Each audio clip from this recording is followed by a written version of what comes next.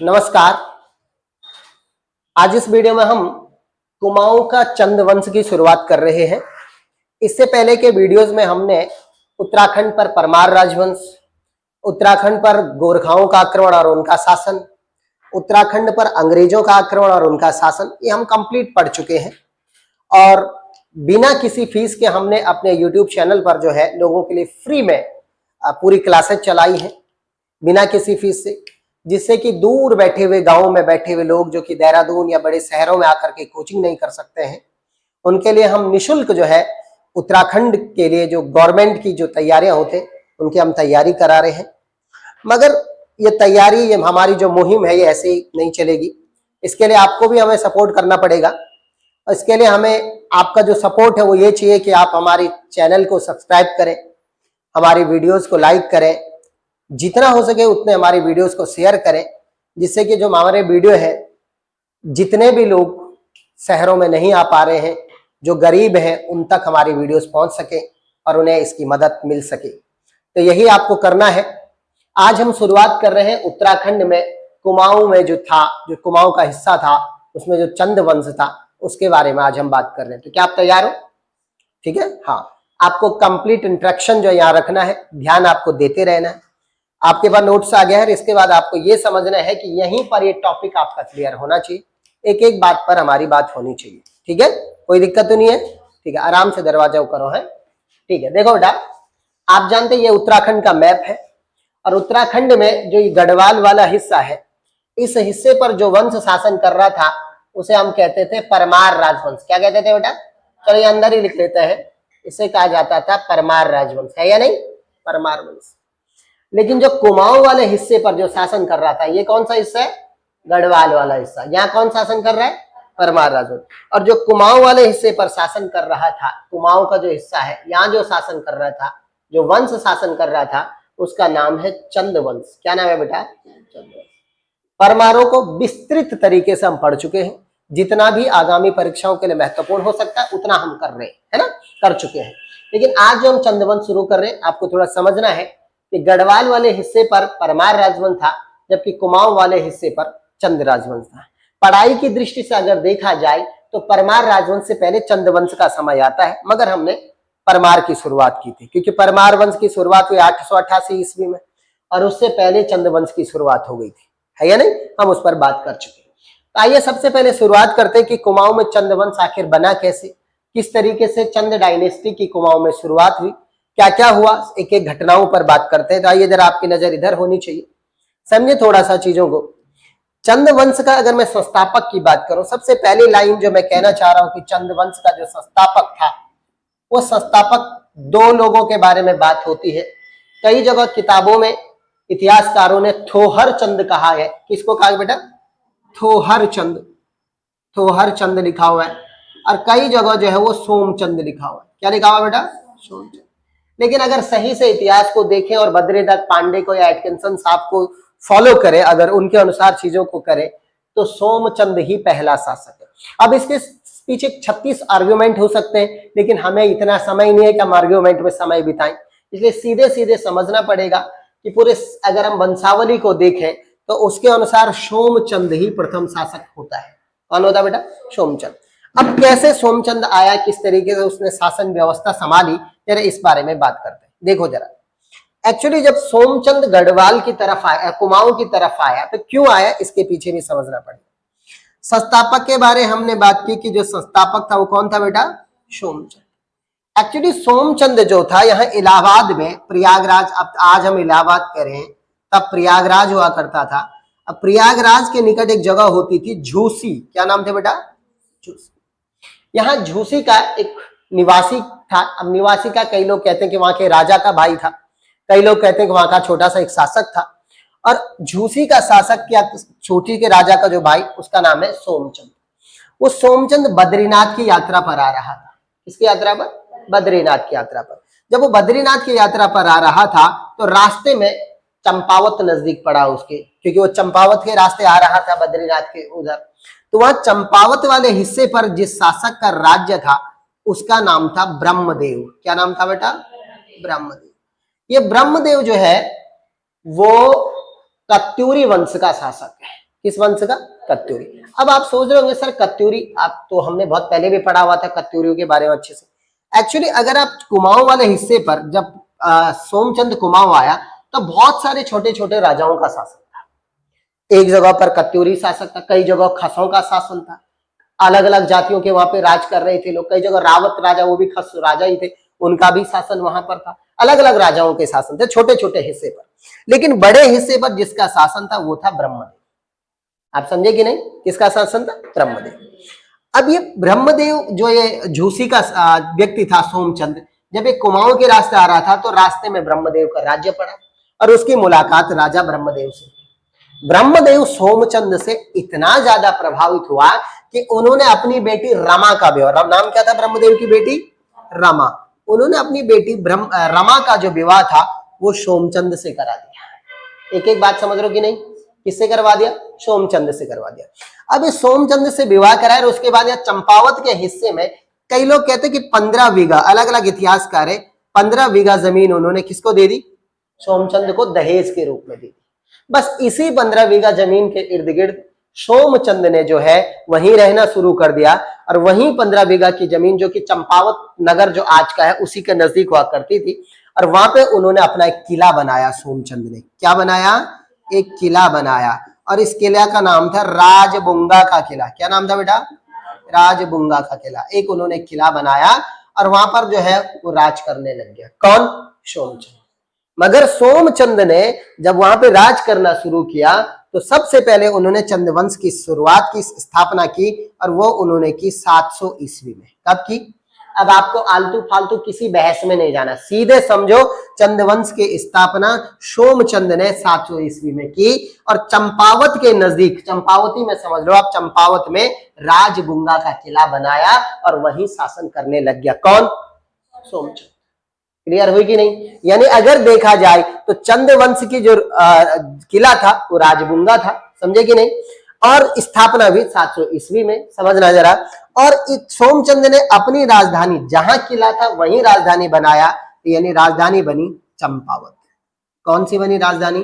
चंपावत। क्या एक एक बात समझ में आ रहा है? कोई दिक्कत है? ठीक है, समझो जरा। ये चंपावत चंद्रवंश की 1563 तक राजधानी रही। कब तक? 1563 तक चंद्रवंश की राजधानी रही चंपावत। मगर 1563 में राजा आया चंद्रवंश में जिनका नाम था बालो कल्याण चंद। क्या नाम था बेटा? मैं लिख लेता हूं। राजा आया बालो कल्याण चंद। कल्याण चंद, ये बालो कल्याण चंद जो थे उन्होंने चंपावत से कुछ दूर अल्मोड़ा में एक आलमन नगर की स्थापना की, उसी को बाद में अल्मोड़ा कहा गया। अल्मोड़ा उन्होंने बनाया और उसके बाद बालो कल्याण चंद ने चंपावत से राजधानी यहां अल्मोड़ा स्थानांतरित कर दी। यानी अगर देखा जाए तो चंद्रवंश की राजधानी चंपावत बालो कल्याण चंद तक रही। क्या ये बात क्लियर हुई? ठीक है। अब देखो उन्होंने राज्य भी बना दिया, राजधानी भी बना दी, चंद्रवंश की स्थापना भी हो गई। क्या ये बातों पर आपको समझ में आया या कोई दिक्कत है? अब आपसे इनसे रिलेटेड क्या प्रश्न पूछे जा सकते हैं? सोमचंद कहाँ का शासक था या कहाँ का निवासी था? झूसी का। वो कुमाऊं में आकर के किस राजा से मिला? कत्यूरी शासक ब्रह्मदेव। ब्रह्मदेव प्रभावित और उसने अपनी बेटी रमा का विवाह किससे कराया? कितनी बीघा जमीन दी? 15 बीघा नहीं होता, बीघा, सॉरी, 15 बीघा जमीन दी। ठीक हो गया। और फिर उसी 15 बीघा में उसने किला बनाया सोमचंद ने, जिसे क्या कहा? राजबुंगा का किला। बुंगा मतलब होता है स्थानीय भाषा में किले को ही बुंगा कहा जाता है। क्या ये बात ठीक है कि नहीं? उन्होंने 700 ईस्वी में यहाँ पर चंद्रवंश की शुरुआत की और राजधानी बनाया चंपावत को। किसको बनाया? और चंपावत, अब पूछा जा सकता है कि चंद्रवंश की प्रारंभिक राजधानी कहाँ थी, तो क्या उत्तर होना चाहिए? और उन्होंने अपनी राजधानी चंपावत चंद्रवंश की कब तक रही? 1563। किसने चंपावत से राजधानी अल्मोड़ा लेके गए? बालो कल्याण चंद। क्या एक एक बातें समझ में आ गई? कोई दिक्कत है तो बताओ। अब देखो, जब चंद्रवंश में जब सोमचंद आए तो देखो भाई, आप एक तो ऐसे इलाके में रह रहे हो जो आपका अपना इलाका नहीं है, आप वहां बाहरी हो, तो क्षेत्र में कई ऐसे लोग होंगे, कई ऐसी जातियां होंगी जो बहुत प्रभावशाली जातियां होंगी। ऐसा है या नहीं? उन प्रभावशाली जातियों को आपको अपने कंट्रोल में करना पड़ेगा। तो उस दौर में जो कुमाऊं का हिस्सा है, खासकर जो चंपावत के हिस्से में दो जातियां बहुत फेमस हुआ करती थी, एक थे मेहरा, क्या थे बेटा, एक थे मेहरा और दूसरे थे फरत्याल। दूसरे क्या थे, आज भी कुमाऊं में मेहरा और फरत्याल लोग हैं। उस समय सबसे प्रभावशाली जातियां हुआ करती थी। तो बहुत चालाकी से क्या किया कि जो प्रभावशाली राज जातियां उन्हें अपने कंट्रोल में करना कि नहीं करना है ना, अपने पक्ष में। इसलिए सोमचंद ने क्या किया, समझना जरा, सोमचंद ने क्या किया, मेहरा और फरत्यालों को, कुछ मेहरा जो प्रभावशाली थे उनको मंत्री बना दिया, कुछ फरत्याल जो प्रभावशाली थे उनको भी मंत्री बना दिया, इनमें से कुछ मेहरा और फरत्याल और भी ज्यादा उनको सेनापति बना दिया। आप समझे कि नहीं?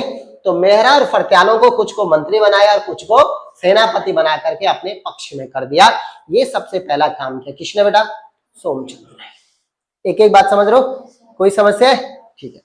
अब उसके बाद क्या हुआ कि और भी उसे, क्योंकि वहां और वो थे, उसने क्या किया कि वहां पर जो है ब्राह्मण लोग थे, ब्राह्मण लोग, समझे कौन थे, ब्राह्मण लोग।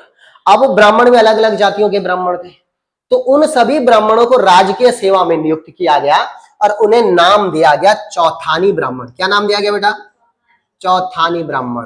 अब बताओ वो चौथानी ब्राह्मण कौन से थे? पहले थे तिवारी ब्राह्मण, इन्हें भी चौथानी रखा गया राजकीय सेवा में। दूसरे थे पांडे ब्राह्मण, है या नहीं? तीसरे सिमल्टिया ब्राह्मण, यही थे कि नहीं? और चौथे विष्णु, ठीक है कि नहीं? इन चारों को चौथानी ब्राह्मण के रूप में नियुक्त किया गया। चार जातियों के ब्राह्मण थे इसलिए उन्हें चौथानी भी कहा गया। इन्हें राजकीय सेवा में नियुक्त किया गया, अलग अलग काम दिया गया कि राजकीय सेवा में, कोई किसी को कुल पुरोहित बना दिया, किसी को और काम दे दिए। तो ये राज्य में चौथानी ब्राह्मणों की नियुक्ति की किसने की बेटा, सोमचंद ने। क्या ये बात समझ में आ रही है? ठीक है। तो आपको पूछना, आपके पास प्रश्न आ सकता है कि चौथानी ब्राह्मणों की नियुक्ति किसने की, तो सोमचंद ने। पूछा जा सकता है चौथानी ब्राह्मणों में कौन शामिल था या कौन नहीं था, तो तिवारी शामिल थे, पांडे शामिल थे, सिमल्टिया शामिल था। और कोई दिक्कत है तो बताओ, बोलो भाई, कोई समस्या है तो बताओ। ठीक है। अब एक चीज आपने देखा होगा कि सोमचंद ने किला बनाया था, किला बनाया कि नहीं? देखो समझो जरा सा, सोमचंद ने अपना एक किला बनाया, जरा समझना जरा, ऐसा एक किला उसने बनाया। अब एक किले के चारों ओर उसने 4 किले बनाए, छोटे किले। जैसे एक किला यहाँ पे बना दिया, एक पीछे की तरफ कहीं दूर उसने एक किला बना दिया, एक यहाँ एक किला बना दिया, एक यहाँ किला बना दिया, चारों कोनों पर इन्हें अपना यहाँ किला है, कुछ दूरी पर 4 किले, बड़े बड़े किले बना दिए। और इन किलों में उसने किलेदारों की नियुक्ति की। किसकी नियुक्ति की? किलेदारों की नियुक्ति। अब ये किलेदार कौन रहेंगे? वो भी कोई प्रभावशाली व्यक्ति रहेंगे, है या नहीं? या ऐसे रख दिया होगा सबको? बोलो, कोई तो प्रभावशाली व्यक्ति रहे होंगे, क्योंकि उसे पता था मैं नई जगह पे हूं और वो ये जानता था कि मुझे प्रभावशाली लोगों को अपने पक्ष में करना है। तो इसके लिए उसने 4 किलों का निर्माण कराया, सुरक्षा की दृष्टि से भी। और दूसरी चीज, उन चारों किलों पर किलेदार नियुक्त किए। कौन कौन से थे वो 4 किलेदार? पहले कार्की, है या नहीं? पहले जो थे वो कार्की, बहुत अच्छे, पहले थे कार्की। दूसरे बोहरा, बहुत अच्छे, आज भी है बोहरा वहां, बिल्कुल आज भी बोर है, दूसरे नंबर पे बोहरा। तीसरे तड़ागी, है या नहीं? और चौथे चौधरी। क्या क्लियर हुई बात? बोलो भाई। तो 4 किलेदार नियुक्त किए उसने। पहला किया कार्की को, दूसरी जगह तड़ागी को, तीसरी जगह बोरा को और चौथे को चौधरी को। पूछा जा सकता है कुमाऊं में किलेदारों की नियुक्ति किसने की? सोमचंद ने। अब पूछा जा सकता है 4 किलेदारों में कौन सी जाति शामिल नहीं थी? ऐसा पता चला चौधरी हटा के उसकी जगह जो है क्या बोलते हैं उसको, यह तड़ागी आ गया ना, हाँ, फरत्याल कर दिया, मेहरा कर दिया। ऐसा किया जा सकता है कि नहीं? तिवारी कर दिया। ठीक है। तो ऐसे प्रश्न आपके सामने पूछे जा सकते हैं। ठीक है। और क्या किया उसने, देखो जरा समझो। सोमचंद जो था उसके नजदीक ही, जहां पे राजधानी चंपावत थी उसकी, क्योंकि उसके पास बहुत बड़ा एरिया नहीं था, तो उसे धीरे धीरे करके अगल बगल के राजाओं को हरा करके अपने कब्जे में लाना था। ऐसा करना था कि नहीं? क्योंकि कोई भी राजा है अगर उसके पास छोटा राज्य है तो उसका मकसद होता कि मैं अपने राज्य का विस्तार करूं। यही काम करने के लिए यहाँ चंपावत के नजदीक ही, मैंने कहा कि जब कुमाऊं में ब्रह्मदेव था कत्यूरी वंश में, तो उस समय कई इलाकों में खस राजाओं का भी शासन था। और उन्हीं खसों में एक राजा का नाम आता है रावत राजा। क्या नाम था बेटा? तो चंपावत से कुछ दूरी पर रावत राजा का शासन था। किसका बेटा? रावत राजा। और इस रावत राजा को हराया था किसने? सोमचंद ने। और इस तरीके से रावत राजा का शासक जो क्षेत्र था, राज्य था, वो इसके पास आ गया सोमचंद के, और उसने अपने राज्य का विस्तार किया। इसमें उसका एक सेनापति था।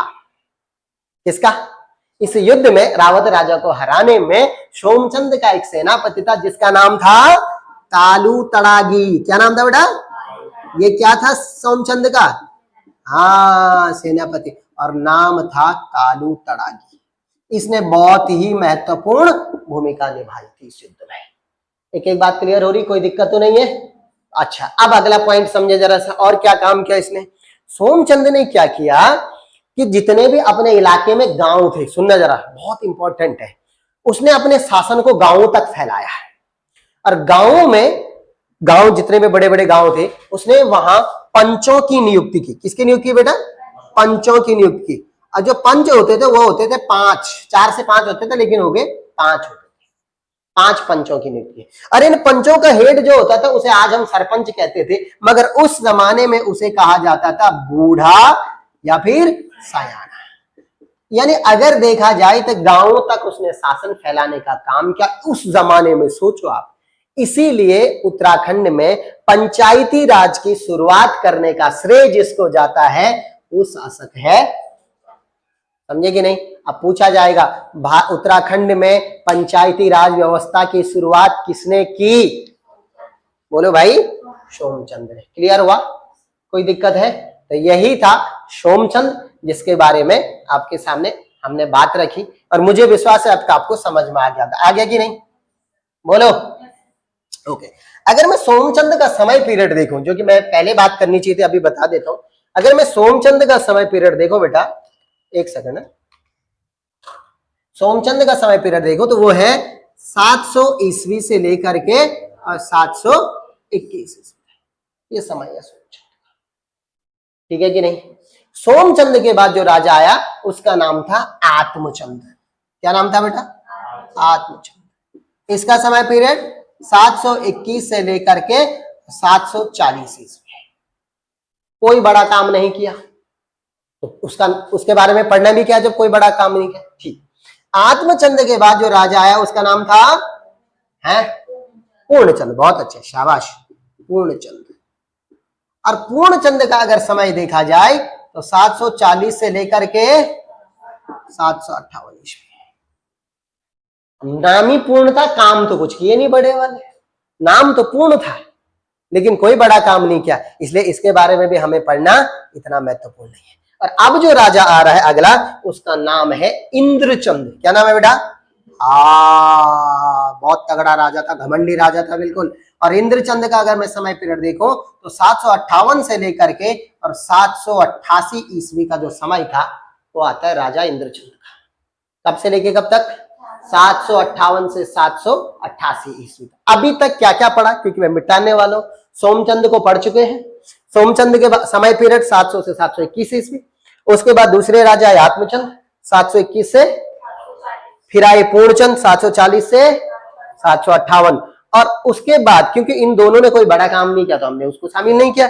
और अब अगले जो राजा आए हैं उनका नाम है इंद्रचंद, 758 से 788। आज के वीडियो में ये अंतिम राजा होंगे, क्योंकि मैं नहीं चाहता कि बहुत बड़ी बड़ी वीडियो बना करके मैं आपको बोर करूं, इसलिए आज हम इंद्रचंद के बारे में पढ़ेंगे। शुरू करें? आइए शुरू करें जरा। देखो, एक बात आपको समझना है कि मैं आपको उत्तराखंड के इतिहास में पीएचडी नहीं करा रहा, इसलिए मुझे सिर्फ उन्हीं बातों पर आपसे बात करनी है जो महत्वपूर्ण है। ऐसा नहीं मैं पूरा इतिहास चिपका दूं तुम्हें, समझे कि नहीं? इसलिए हम मुख्य मुख्य बिंदुओं पर ही बात करेंगे जो आगामी परीक्षाओं की दृष्टि से महत्वपूर्ण है। ऐसा है या नहीं? अब अगर आप चाहते हैं कि भाई हम बिल्कुल घोटा पूरा घोट दें, पूरा इतिहास में तुमको दिखा दूं, तो वो मुश्किल हो सकता है। क्योंकि उत्तराखंड के इतिहास को लोगों ने बहुत कॉम्प्लिकेटेड बना दिया। कई लोग कह रहे हैं हमने 20 किताबें पढ़ी उत्तराखंड के इतिहास की, कई कह रहे 30 किताबें पढ़ी। ऐसा कुछ नहीं है भाई। आप एक किताब को सही तरीके से पढ़ो, एक बुक को आप सही तरीके से पढ़ो, मुझे लगता है वही कंप्लीट है। कोई भी आप उत्तराखंड के इतिहास की एक बुक उठा के देख लो, उसे आप सही तरीके से पढ़ो तो मुझे लगता है कि बहुत है। पर चलो, अगर आपको लग रहा है कि एक किताब पूरी नहीं है तो 2-3 किताबें जो आपको लगती है कि महत्वपूर्ण है उन्हीं को पढ़ो। कब तक 20 किताबें पढ़ोगे और 20 के नोट्स कैसे तैयार करोगे? बहुत मुश्किल है कि नहीं, है ना? तो इसलिए मुझे लगता है कि 2-4 किताबें आप सेलेक्टेड ले लीजिएगा और उन्हीं के आधार पर जो है वो आप पढ़ लीजिए, है ना? बाकी आपको पढ़ने की जरूरत है नहीं, मैंने चीजों को आसानी के साथ आपके लिए सामने रख रहा हूं। समय अब आया है, अगले राजा है, नाम ही इंद्र है और इतना घमंडी था बंदा खुद को भी इंद्र समझता था। क्या समझता था? इंद्र कौन है? इंद्र भगवत देवताओं के राजा, इसीलिए उन्हें देवेंद्र कहा जाता है। क्या कहते हैं? हाँ, तो देवेंद्र। और आज जैसे जैसे डीएम की परीक्षा होती है ना, हिंदुस्तान में सबसे बड़ी पोस्ट होती है डिस्ट्रिक्ट मजिस्ट्रेट जो होता है, आईएएस अधिकारी, उसी तरीके से इंद्र की भी परीक्षा होती है। ऐसे नहीं बनता है, इंद्र कई है। इंद्र जैसे पांडवों की बात आती, कहते 5 पांडव इंद्र थे, 5 इंद्र थे, है नहीं? तो मतलब ऐसा नहीं कि एक ही इंद्र रह गया हमेशा, इंद्र भी बदलता रहता है। तो समझे जरा, अगले जो शासक आए उनका नाम है इंद्र, इंद्रचंद। और समय पीरियड क्या है बेटा इनका? इनका समय पीरियड है 758 से लेकर के और 788, ये इनका समय। काफी लंबा समय, अच्छा खासा शासन किया इन्होंने। इनके समय क्यों इनको पढ़ा जा रहा है? इनकी एक विशेषता में महत्वपूर्ण ये है कि इन्होंने चंपावत में रेशम उत्पादन प्रारंभ किया है। क्या कराया शुरुआत? रेशम उत्पादन की शुरुआत कराई। अब आपके दिमाग में एक समझ आ रहा होगा, एक प्रश्न आ रहा होगा कि सर रेशम तो चाइना में शुरू हुआ, आप कह रहे कि इधर आ गया, है ना? तो मतलब यह है कि चाइना से लाया गया होगा, लेकिन नहीं, इंद्रचंद ने रेशम को चाइना से नहीं मंगाया, उसने नेपाल से मंगाया। अब पॉइंट ये कि वहां नेपाल से कौन लेकर के आया? तो वहां एक राजा था स्थानीय शांगजोंगपा, वो जो थे उनकी रानी जो थी 7वीं शताब्दी में चाइना से रेशम के कीड़े नेपाल लाई थी। और फिर रेशम का जो कीड़े थे जो ये थे यहाँ पे, क्या नाम इनका, इंद्रचंद, उन्होंने नेपाल से मंगाए, यहीं बगल में नेपाल है, नेपाल से उन्होंने मंगा लिया। तो कुमाऊं में रेशम उत्पादन का जो कार्य शुरू किया वो करवाया इंद्रचंद ने चंपावत के हिस्से पर। क्लियर हुई बात? ठीक है। देखो, अब रेशम के कीड़े होते हैं, उसके बाद आप जानते हैं रेशम निकाला जाता है, रेशम व्हाइट कलर का, ज्यादातर व्हाइट कलर का होता है, फिर उसे रंगने का काम करा जाता है। तो रेशम का उत्पादन और रेशम को बुनने का जो काम करते थे, उन्हें कहा जाता था पटवे। क्या कहा जाता था? हाँ, रुक जाए। बुनने का जो कार्य करते थे उन्हें कहा जाता था पटवे। क्या कहा जाता था बेटा? यानी बुनना भी रंगना भी जो इनका काम है, उन्हें पटवे कहा जाता था। ठीक है, कई जगह पटवे लिखा हुआ, कई जगह पटवे लिखा हुआ, एक ही बात है, पटवे कहा जाता था। अब क्या हुआ कि चंपावत में जब रेशम लाया गया तो उसका उत्पादन उतने अच्छे ढंग से नहीं हुआ। अब जब उत्पादन तो चलो जो कुछ हुआ, लेकिन जब रेशम को रंगा जाता था तो वो सही से खिलता नहीं था, वो अच्छा कलर नहीं देता था। तो उन्होंने पूछा यार ऐसा क्या है? क्योंकि नेपाल में एक कहावत है, एक बात वहां प्रचलित है कि आप जितना झूठ बोलोगे उतना रेशम का कलर शानदार होगा, चमकेगा, अच्छा कलर वाला होगा। ठीक है। पटवे क्या करते थे लोग? पटवे जो लोग थे वो चंपावत के हिस्से में अफवाह फैलाते थे। क्या फैलाते थे बेटा? अफवाह फैलाते थे। और उस अफवाह को फैलाने के दौरान वो क्या करते, जैसे उन्होंने अफवाह फैलाई, कोई झूठी बात फैलाई, और फिर रेशम को रंगने लग जाते थे। कहते थे जब तक ये अफवाह रहेगी मार्केट में तब तक रेशम बढ़िया चमकता रहेगा, मतलब तब तक रंगीन कर दो, अच्छा रंगेगा। समझे कि नहीं? इसीलिए इस प्रथा को रंगने के दौरान आपने झूठ की जो अफवाह फैलाई, उसके लिए लाइन कहा गया है कि पटरंग वाली प्रथा। क्या नाम है प्रथा का? नाम पटरंग वाली प्रथा। क्या ये बात क्लियर हुई? ठीक है। और क्या काम किया यहाँ पे इंद्रचंद ने? इसके अलावा जो इंद्रचंद थे उन्होंने जो है यहाँ चंपावत में जब उत्पादन तो करा दिया, बुनने का कार्य हो गया, तो उन्होंने रेशम का कारखाना भी वहां पर लगाया था। रेशम जानते हैं, रेशम से कपड़े बुने जाते, बहुत फेमस होते, राजाओं के रेशमी कपड़े बड़े पसंद होते थे। तो ये थे राजा इंद्रचंद। एक चीज जो हमें समझनी है कि वो ये कि इंद्रचंद जो था वो, अगर सोमचंद के बाद कोई प्रभावशाली राजा था तो वो था इंद्रचंद। क्या क्या काम किया, कब तक उनका शासन रहा, ये आपसे पूछा जा सकता है। पूछा जा सकता है कि कुमाऊं में रेशम का उत्पादन किसने कराया। पूछा जा सकता है कि पटरंग वाली जो प्रथा थी वो क्या थी, ये किस राजा के समय प्रचलित थी। ऐसे प्रश्न पूछे जा सकते हैं। तो आज हमने मुख्य रूप से जो बात की वो सोमचंद पर, और इसके अलावा जो हमने बात की वो की इंद्रचंद पर। कल हम जो है और जो चंद राजा हैं उनके बारे में बात करेंगे, लेकिन एक चीज जो मुझसे छूट गई है उस पर जरा बात करनी जरूरी है। जो सोमचंद था एक्चुअली वो छोटा सा राजा था, समझे कि नहीं? क्या कहा मैंने? कैसा राजा था? छोटा राजा था। छोटे राजा को कुमाऊं क्या कहते हैं? बोलो। जो छोटा राजा जो किसी और राजा के अधीन, उसे क्या कहा जाता था? है मांडलिक राजा। क्या कहा जाता है? मांडलिक राजा कहा जाता है, समझे कि नहीं? अब मांडलिक राजा किसे कहते हैं? एक छोटा राजा जो किसी बड़े राजा के अधीन होता है उसे मांडलिक राजा कहा जाता है। तो जो सोमचंद था वो छोटा सा राजा था, उसे मांडलिक राजा कहा गया, समझे कि नहीं? जैसे देश के इतिहास में मांडलिक राजा को सामंत कहा जाता है।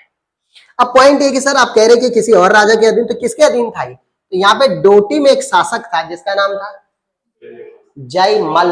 क्या नाम था? जयदेवमल। क्या नाम था? जयदेवमल। ये जो जयदेवमल जो डोटी का शासक था, इसके अधीन मांडलिक राजा था सोमचंद, क्योंकि जो सोमचंद जो था वो टैक्स देता था जयदेवमल को। क्लियर हुई बात?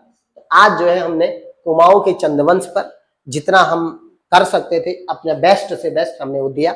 मुझे विश्वास है कि आपको एक बात समझ में आ गई होगी, और कल वाले जो हमारा वीडियो बनेगा उसमें जो है चंद्रवंश के अगले राजा जो कि महत्वपूर्ण राजा होगा उस पर हम बात करेंगे। आप लोगों को वीडियो कैसा लगा हमें कमेंट सेक्शन में जरूर बताएं।